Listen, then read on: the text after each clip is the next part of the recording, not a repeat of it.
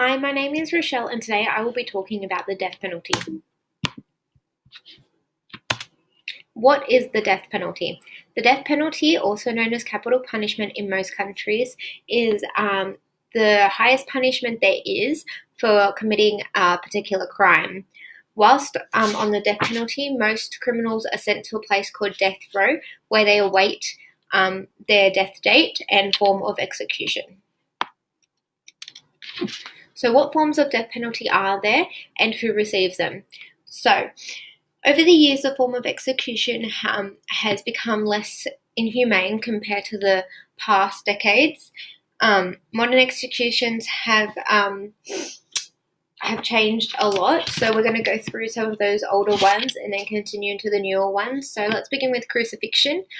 Crucifixion is when a criminal would be tied or nailed to a cross-shaped piece of wood and then left to death from exhaustion. They were being hung, when a criminal would have their neck tied up with a piece of rope and hung where the floor did not touch their feet anymore, and also be left for death from loss of air or exhaustion. Beheading, where a criminal would have their head placed in a wooden slate and then where they couldn't move, and then it would be axed off. These three first forms of execution were done in front of the public eye, in front of the community, as an extra emphasis on what the punishment is for, which is a deterrent for other people to think twice before committing the same crime as these people did when receiving this punishment. As years went on, punishments became a bit more inhumane and less painful, as these three previous ones, sometimes it would take a couple of days before the criminal was actually announced dead. But in the new ones, it was pretty much instant. So there's a firing squad where the criminal was placed in a field or a room and shot at by many military men until death. There was the electric chair, where a criminal was tied to a chair and then electrocuted. Gas chambers, where a criminal was placed in a room. They would wait until he or she would fall asleep, and then they would allow gas to enter that room, which would ultimately kill them. And lethal injections, which is where they would first inject a criminal with a chemical or substance that would first make him or her unconscious, followed by more chemicals injected, which would kill the person.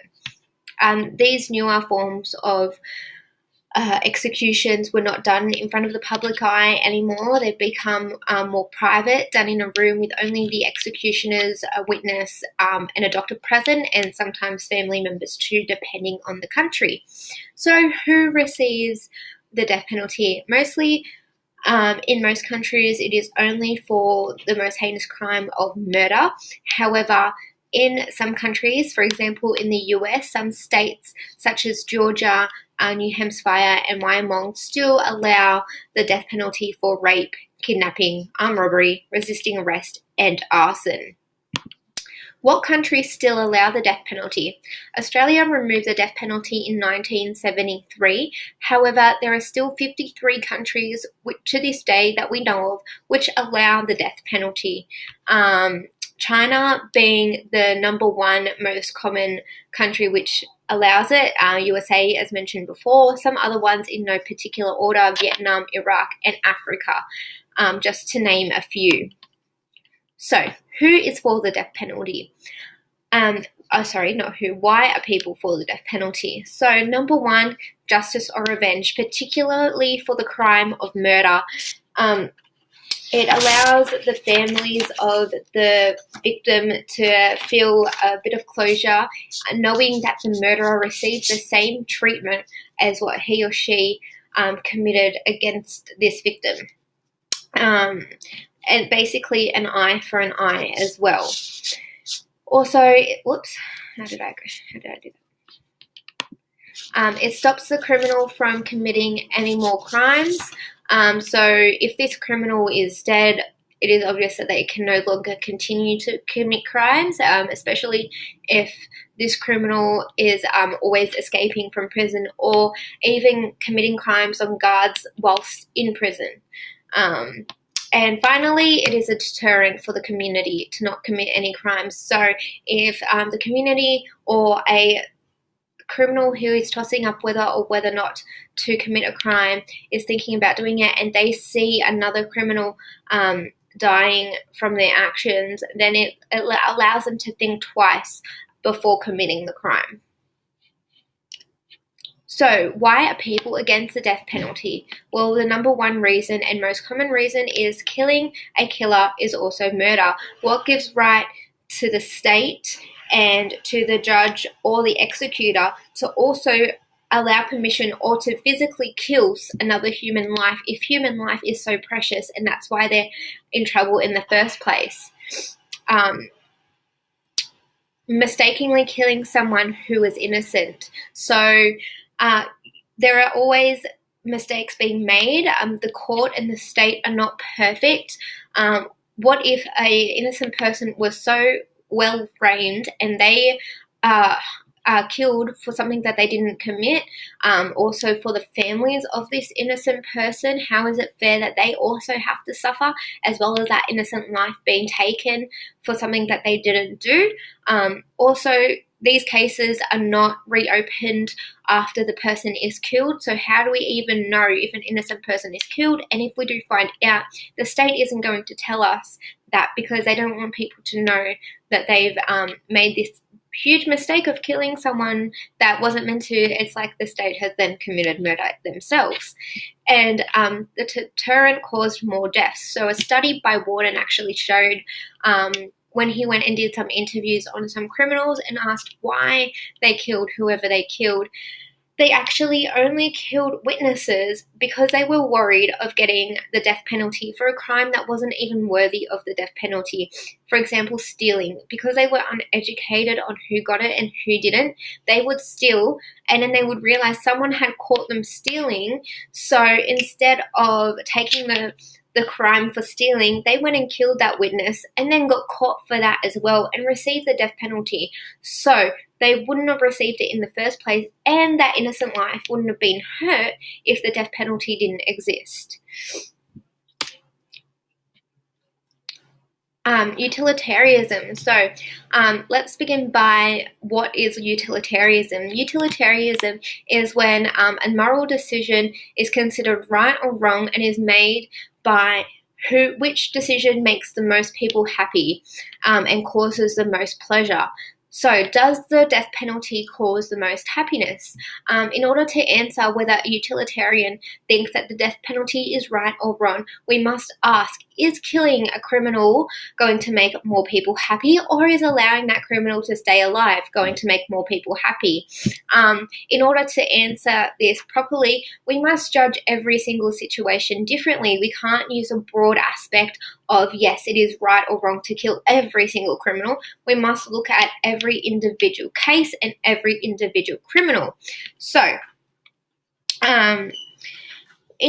let's give two examples of why a utilitarian might be for or against the death penalty. So in a specific situation where a killer is a serial killer and is always escaping or is always committing crimes whilst in prison, then a utilitarian could argue that yes, the death penalty is right for this specific criminal, because this criminal is going on and harming more lives continually, hurting more families of the lives that they are hurting, and causing a lot of pain. So it would make more people happy in the long run to just kill that criminal and stop that pain from happening in the future. However, if we were certain that this criminal was a one-time criminal, they didn't escape from prison and they just lived their life on life sentence, then a utilitarian could argue that no, it would be wrong to kill this criminal, because why hurt the family of the criminal and cause more pain when the pain that's already been caused is done, and he or she isn't going to hurt anyone else. So it would be wrong to cause more pain by hurting the family of this criminal and taking another life unnecessarily.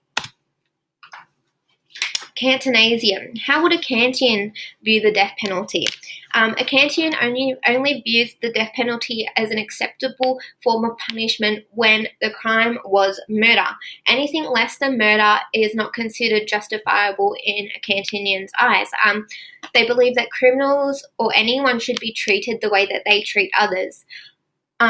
Therefore, if a killer has murdered someone, then they should be treated the same way back. It is like the university principle: act only in according to the maxim which you can at the same time will that it should be a universal law without contradiction, which means that if I'm a killer and I believe that it is okay to kill someone else, then I also believe that it is okay for anyone else to kill me in return. Kant was very high on punishment as well. Therefore, the treating the killer how he was treated is acceptable in his eyes. Virtue of ethics. The virtue of ethics takes into consideration the entire character of a person, not just the crime that they have committed. So it looks back on the life prior to the single crime of this person, looks and sees if they've had a good and virtuous life prior to the crime, or have they lived a bad, non-virtuous life prior to the crime. So again, for virtue of ethics, you must look at the individual situation or the individual case, not just the death penalty as a whole. And you must look at the character of the criminal. So, in order to do this, you must also ask, is the executor virtuous for killing the criminal, or is the executor non-virtuous for killing the criminal, which would make it right or wrong as well, not just the criminal alone, because it takes two for the death penalty to happen. It also takes the killing of the killer. Therefore, if this criminal lived a virtuous life prior to the crime, and you were sure, and he said that he was not going to commit any more crimes, and kind of proved that was going to happen, but then this criminal is placed in handcuffs in a helpless manner.